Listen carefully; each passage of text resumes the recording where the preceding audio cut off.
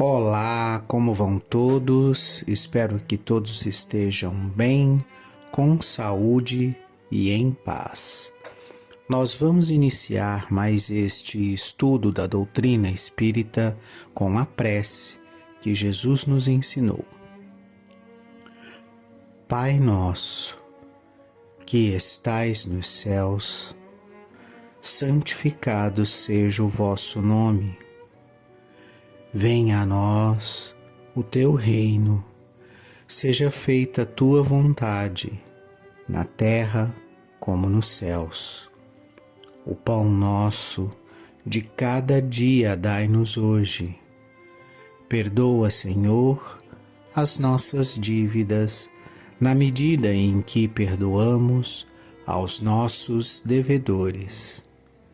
Não nos deixes cair em tentação, e livra-nos de todo o mal, que assim seja. Nós estamos estudando o livro A Gênese, segundo o Espiritismo. Estamos no capítulo 1, Caráter da Revelação Espírita, e nós estamos lendo as notas desse capítulo. Nós vamos continuar a partir da nota número 5. Então, continuemos a leitura.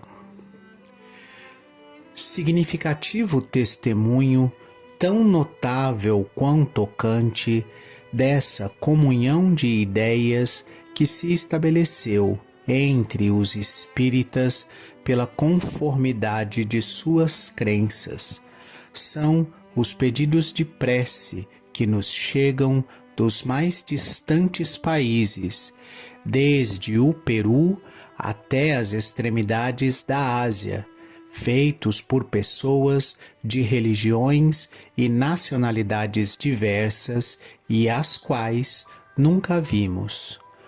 Não é isso um prelúdio da grande unificação que se prepara? Não é a prova de que, por toda parte, o Espiritismo lança raízes fortes? Digno de nota é que, de todos os grupos que se têm formado com a intenção premeditada de abrir cisão, proclamando princípios divergentes, do mesmo modo que de todos quantos, apoiando-se em razões de amor próprio ou outras quaisquer, para não parecer que se submetem à lei comum, se consideraram fortes bastantes para caminhar sozinhos, possuidores de luzes suficientes para prescindirem de conselhos. Nenhum chegou a construir uma ideia que fosse preponderante e viável. Todos se extinguiram ou vegetaram na sombra.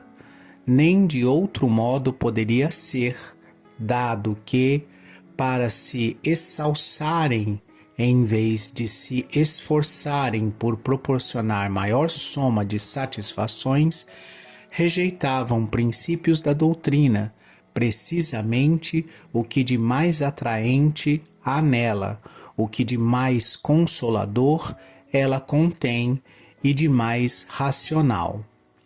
Se houvessem compreendido a força dos elementos morais que lhe constituíram a unidade, não se teriam embalado com ilusões quiméricas.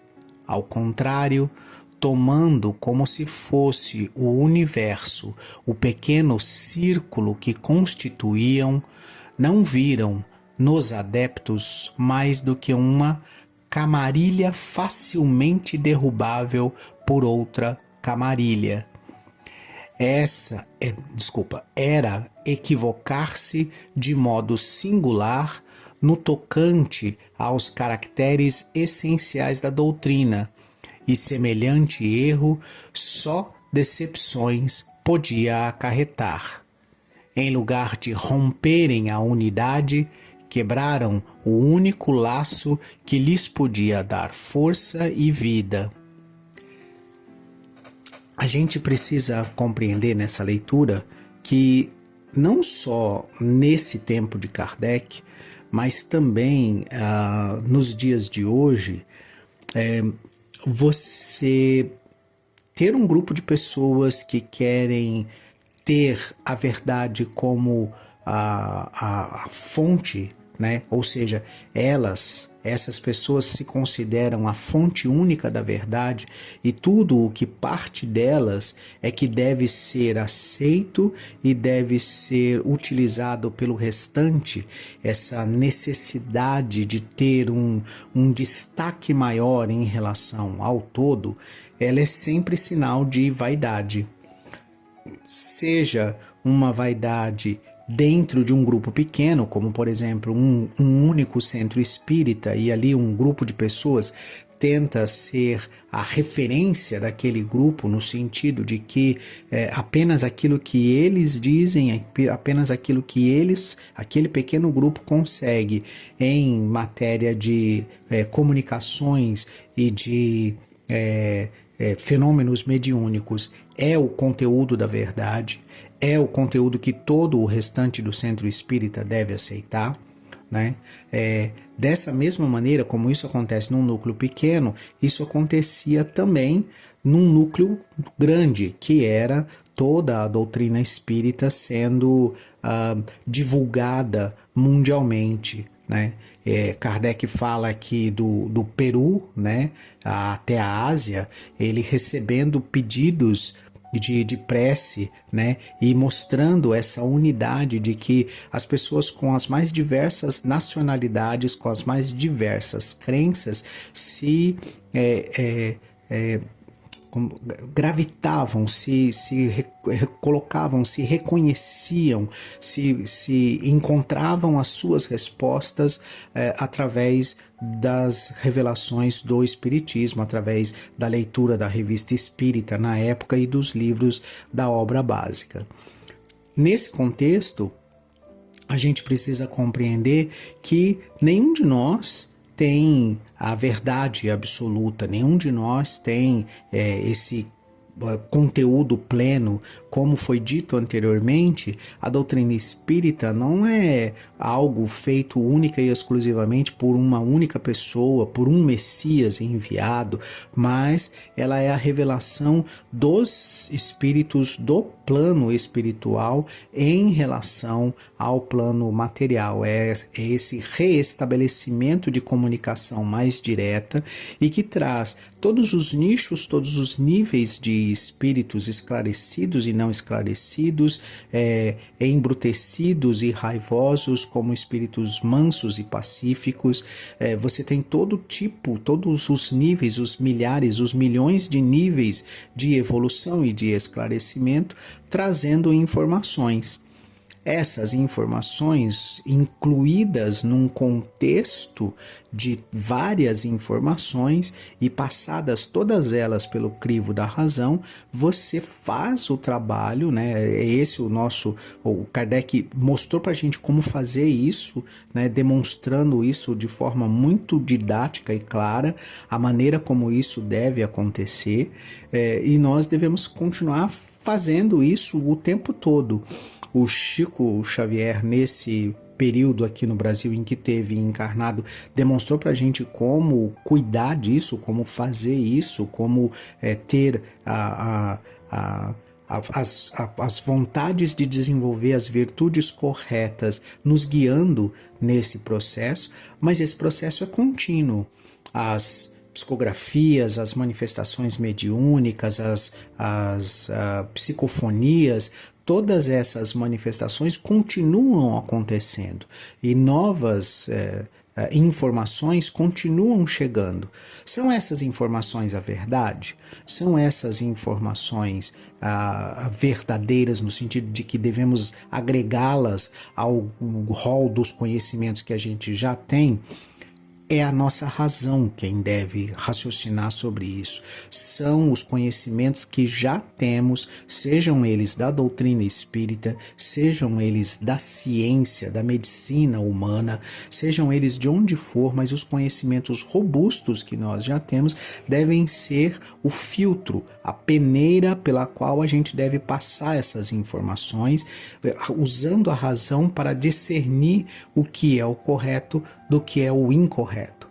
E é dessa forma que a gente vai agregar, vamos colocar assim, novos conhecimentos à doutrina.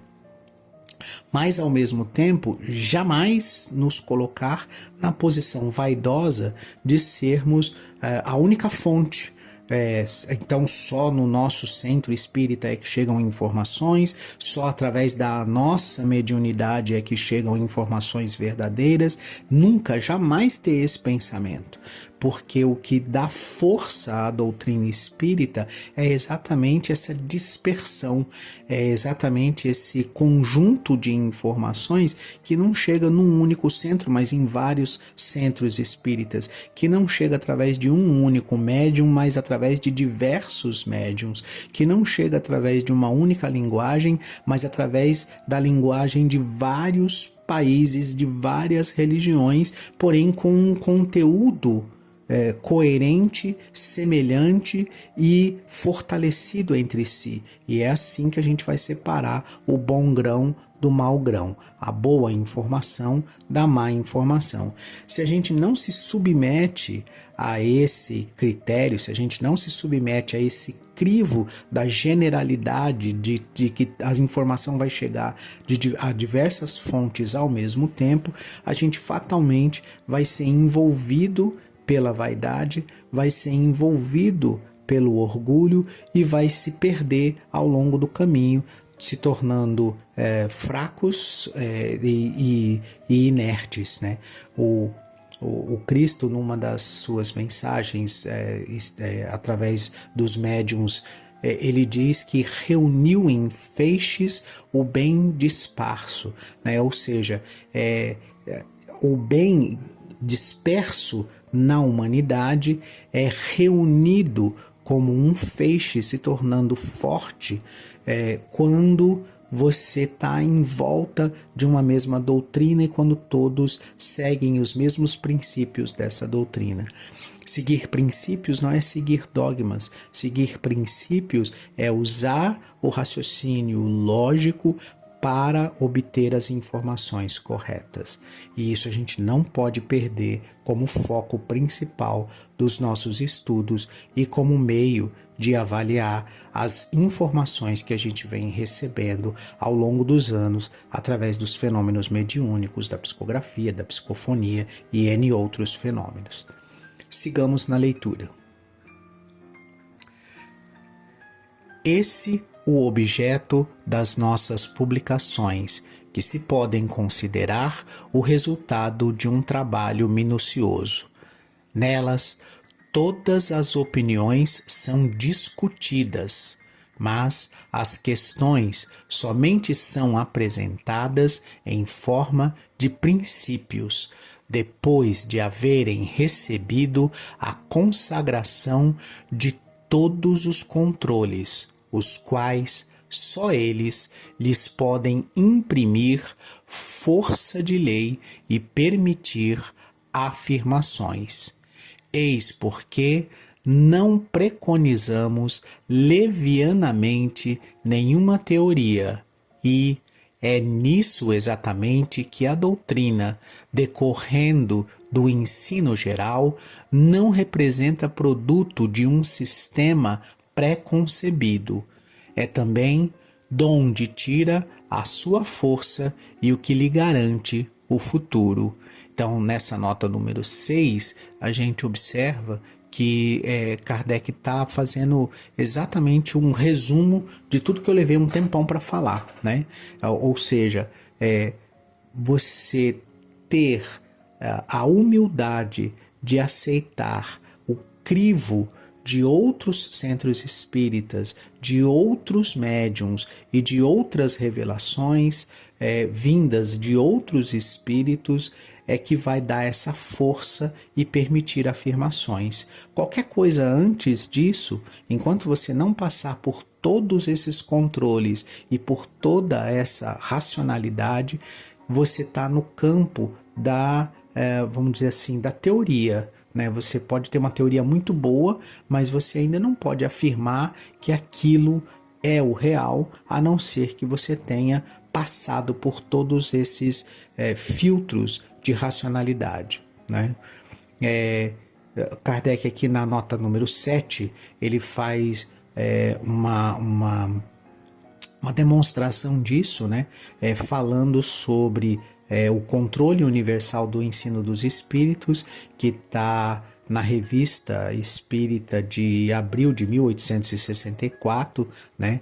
E fala da autoridade da doutrina espírita, e também cita um trecho de O Evangelho segundo o Espiritismo. Está na introdução, no item 2, né? Que você pode obter aí o porquê de dizer essa autoridade da doutrina espírita e como funciona esse controle universal do ensino dos espíritos. Sigamos na leitura da nota 8.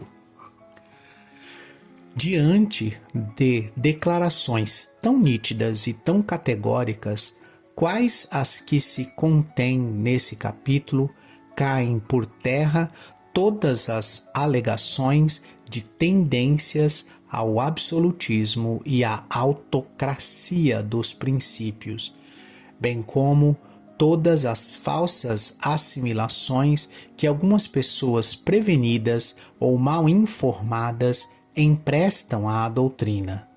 Não são novas, aliás, essas declarações.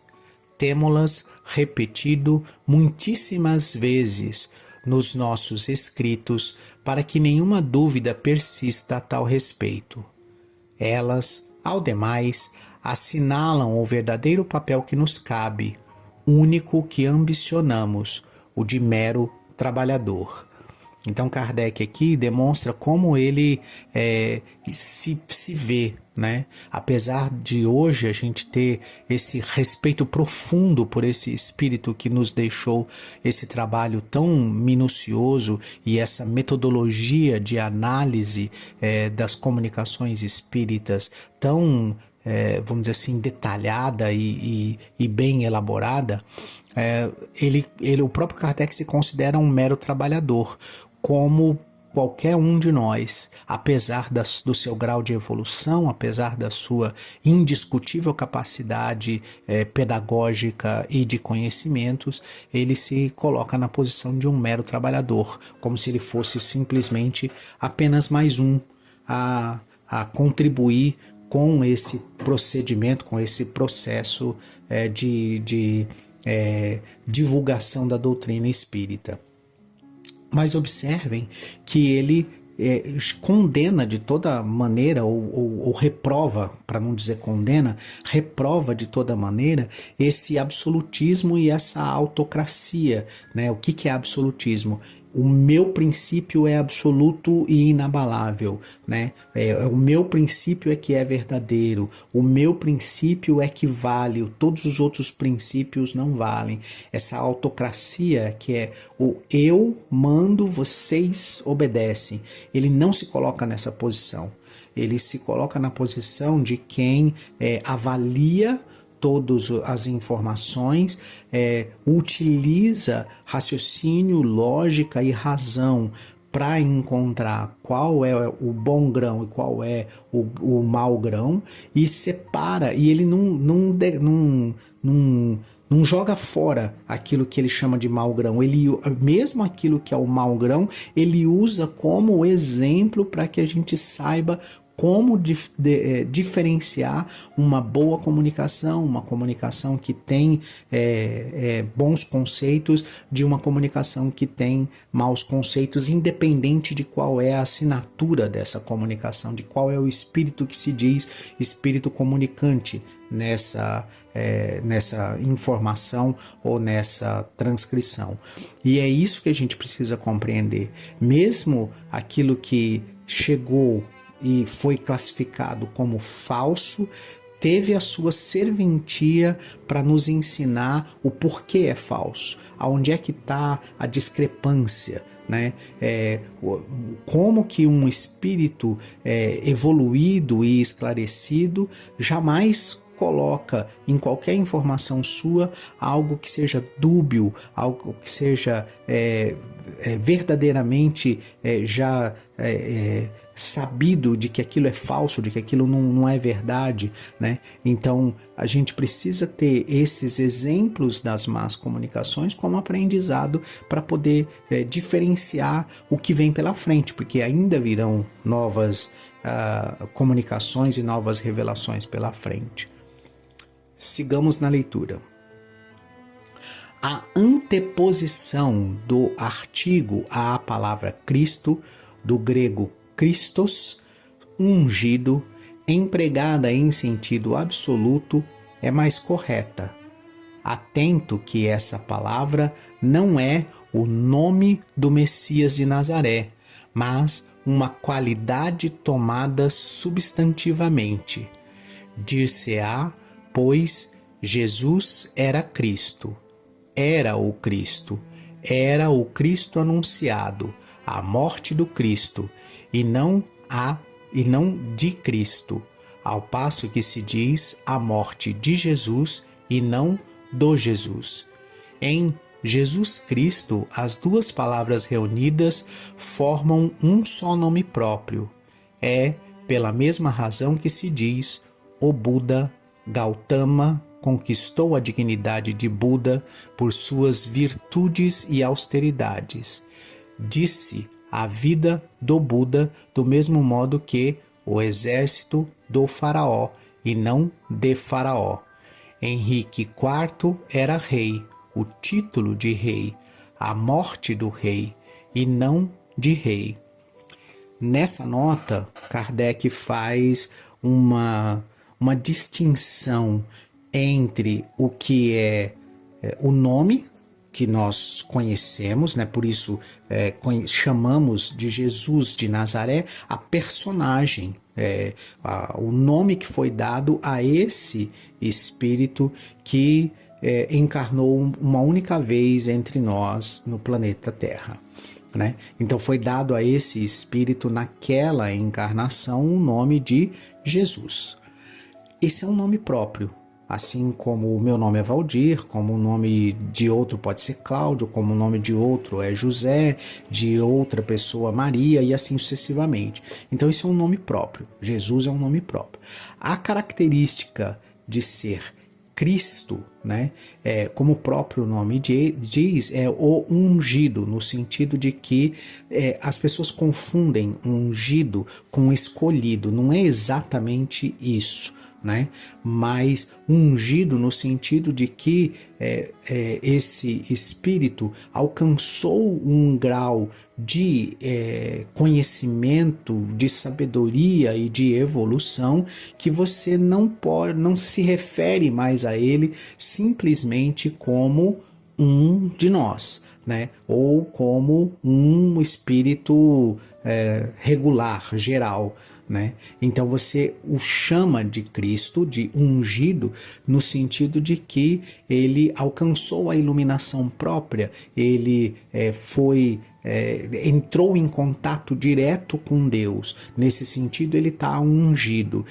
E esse termo não é uma escolha. Deus não chega a esse negócio e diz assim: desses 150 espíritos que já atingiram esse grau de evolução, eu vou escolher um para ungir.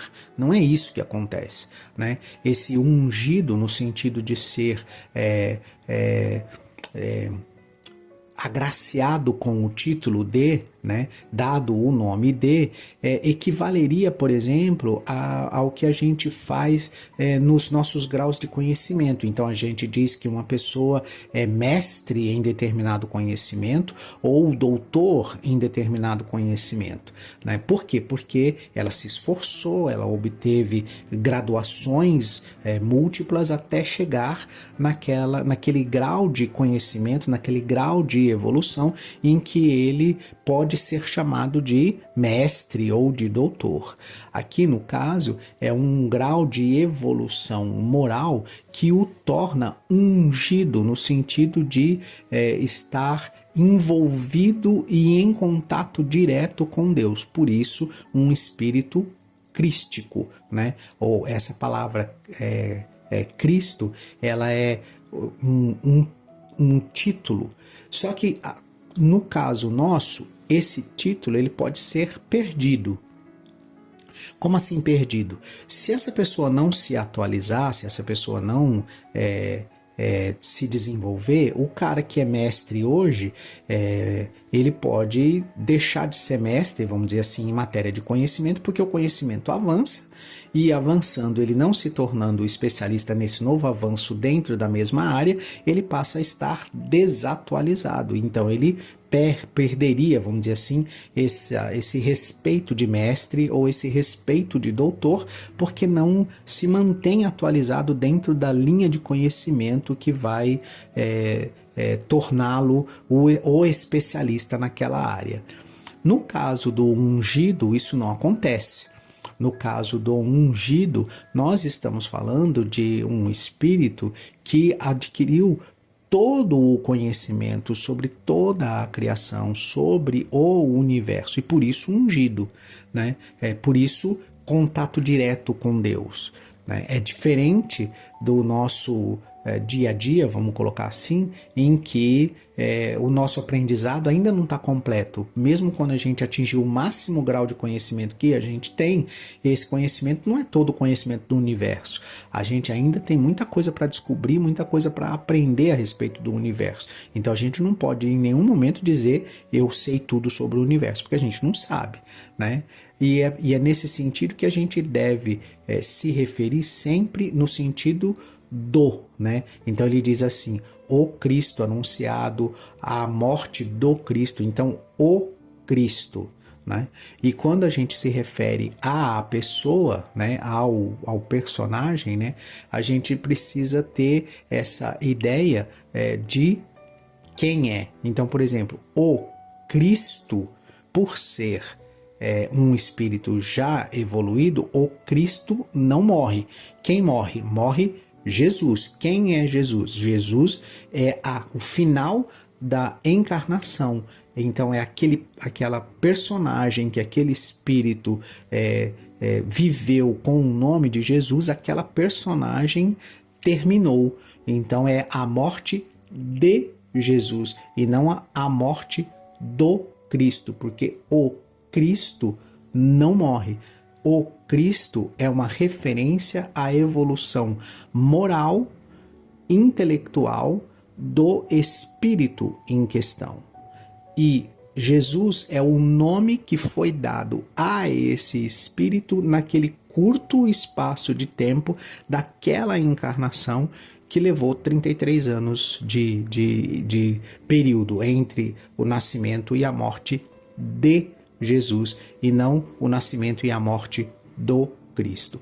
É só um esclarecimento aqui que Kardec faz para que a gente compreenda essa questão de o que é o Cristo e o que é o nome Jesus. Terminamos aqui as notas, né? Lemos até a última nota. Eu alonguei um pouquinho o tempo para que a gente pudesse terminar e pudesse iniciar o próximo capítulo no próximo episódio. Eu me despeço de vocês com a prece que Jesus nos ensinou. Pai nosso, que estais nos céus, santificado seja o teu nome. Venha a nós o teu reino. Seja feita a tua vontade, na terra como nos céus. O pão nosso de cada dia dai-nos hoje. Perdoa, Senhor, as nossas dívidas, na medida em que perdoamos aos nossos devedores. Não nos deixes cair em tentação e livra-nos de todo o mal, que assim seja.